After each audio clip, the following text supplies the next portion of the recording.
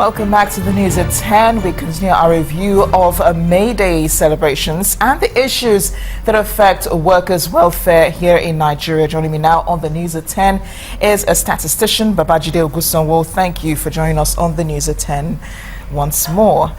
Can you give us a sense of the challenges being faced by state governments in paying salaries? The federal government says two-thirds of states have outstanding arrears on their hands.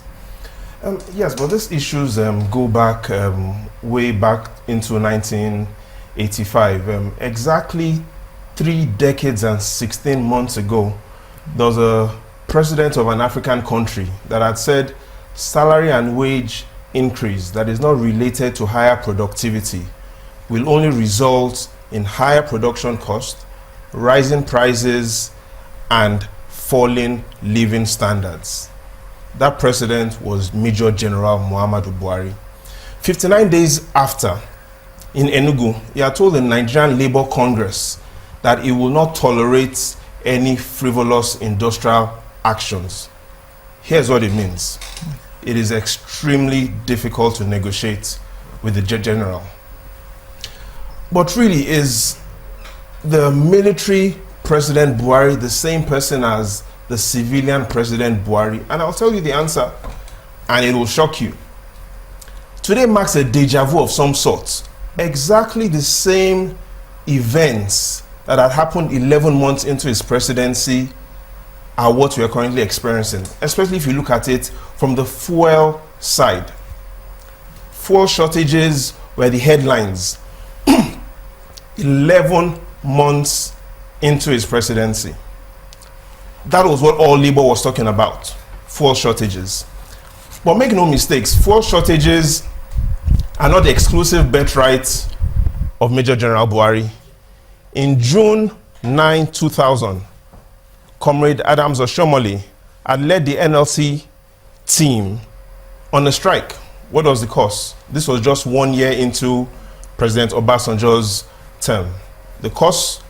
Fuel. January 9, 2012 as well, the NLC had gone on another strike. What was the cause? Fuel. But back to the issue of the minimum wage. Do the Nigerian employees deserve a rise in their minimum wage? Yes, they do. Do private employers deserve to give them better working conditions? Yes, they do. But can the states afford an increase in their salary expense? No, they can't. Presently, looking at the wage bill of the states vis-a-vis how easy it is for them to pay salaries, it makes us believe that there are only 5 states in Nigeria and maybe not 36. And those are the states right there. Yeah, those are the states. If you look at the IGR of all the states, Lagos has the highest IGR, 268 billion. Then we have Rivers, Delta, and Ogun.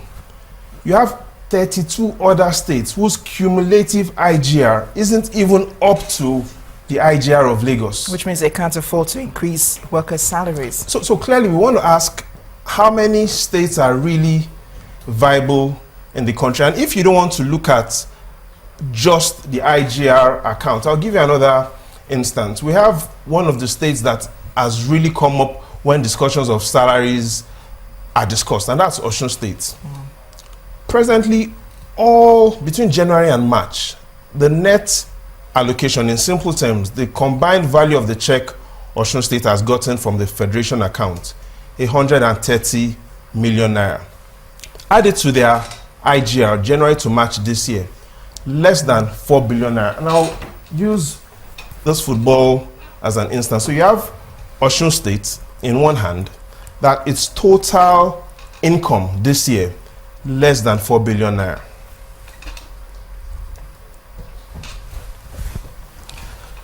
The World Football Body has a player, is rated as the highest football laborer. By Forbes, between January to March this year, his annual earnings was above 4 billion naira. In simple terms, what this means is the government of Messi, Lionel Messi, has earned more money than the government of Osun State. That's quite So that embarrassing. clearly shows that it is tough for the states to pay salaries. So what in your opinion is the real situation, in these states as regards balancing internally generated revenue and expenditure? The only way they can do it is they have to be creative about the way they raise revenues. Clearly relying on the federation account will not solve their problems. If you look at what the states earned last year from the federation account, and you compare it to what the states have earned this year from the federation accounts, you'll be shocked at the number of states that have collected a higher check. The answer is 0. So clearly, this time around, yes, we know the Nigerian workers deserve a higher wage, but what the states need to first of all do is to show up their revenue. What the NLC needs to do is now go beyond just having a flat discussion on minimum wage. We now need to start discussing on potentially having minimum wage brackets. So we could have a minimum wage for those that are below the age between 18 and 21 age bracket. And then we have a different minimum wage for those that are in a different age range. It happens in other countries. It happens in Australia, for instance. So the NLC also has to be creative in its dialogue with the government. The government has to be even more creative on how it intends to increase revenue for the Nigerian worker. And hopefully all sides are listening to this discussion and will take the necessary advice. Babajide, thank you for joining us. Thank you so much. We head on to South Africa. The Major Workers' Federation marked May Day with a massive rally in Mamelodi, Pretoria. Our Johannesburg Bureau Chief, Betty Dibia, reports. The plight of workers and what to do about them was the focus. But politics was there too.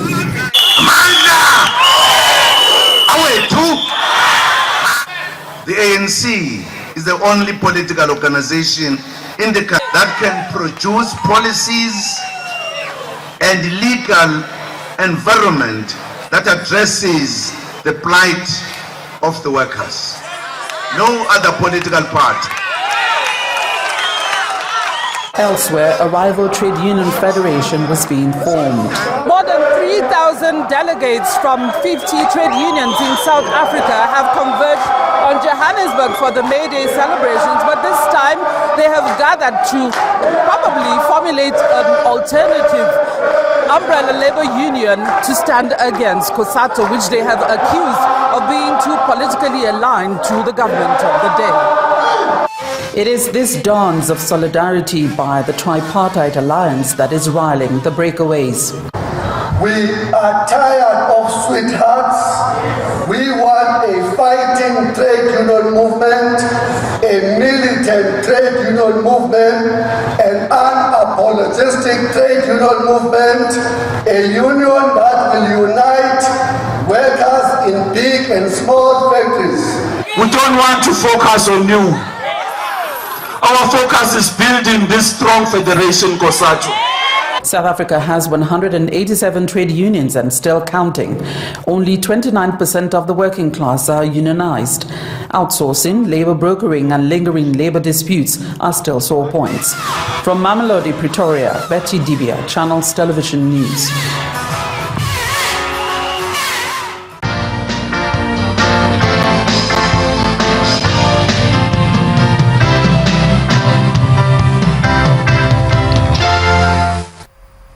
Moving away from May Day stories, the Jamaatul Nasril Islam, a coalition of several Islamic groups in Nigeria, led by the Sultan of Sokoto, Sayyid Abubakar III, is described as absurd. The indictment of Fulani herdsmen as perpetrators of attacks on several communities in the country. GNI says it strongly condemns these repeated heinous attacks and urges law enforcement agencies to brace up and address the problem, as human lives are sacred and must be seen to be treated as such. The group says incessant attacks are alarming, and more worrisome is the fact that the perpetrators go unarrested. Meanwhile, clashes were recorded today between residents in Nko and Nkpani communities in Yakro local government area in Cross River State. The incident has left hundreds of people homeless following the destruction of several houses. Also, our correspondent reports the cause of the incident remains unknown. Neither state nor security operatives have issued any statements. To more cheery news. Now, in Art Review, Africa House of History stores a collection of art that captures the events in Nigeria from the colonial era. Art Review tonight takes a look at this journey that makes time stand still.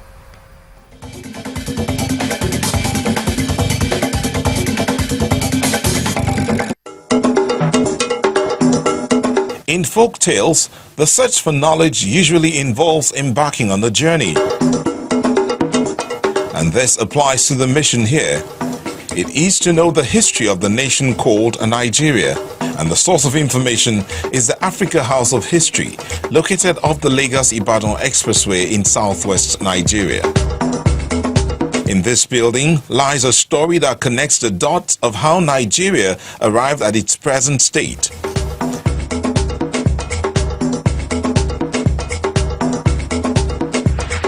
From the days of transatlantic slavery, to knowing about the discoverers, to colonialism, to the quest for and attainment of independence, and the unfortunate period of the Civil War.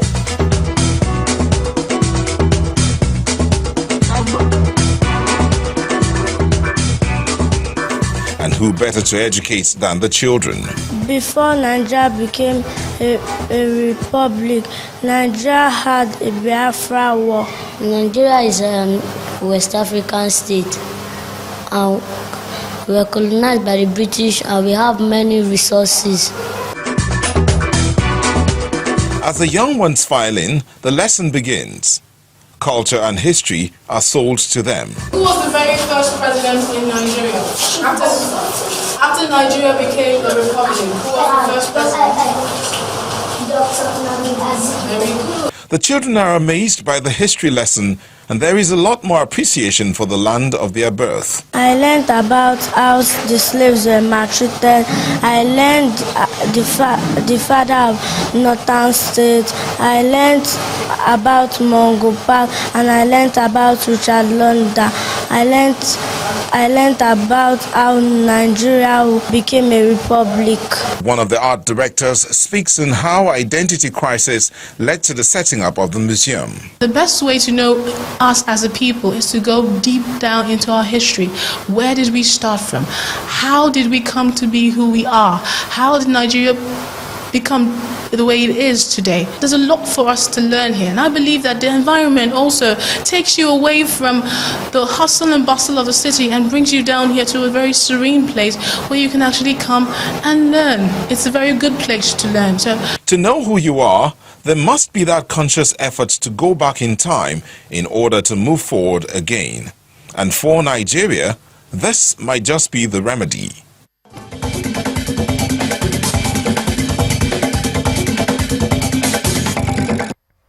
Still ahead of the news at 10, Leicester City must wait to claim the English Premier League title after being held to a 1-0 draw at Old Trafford. We'll have more in sports news. Please stay with us.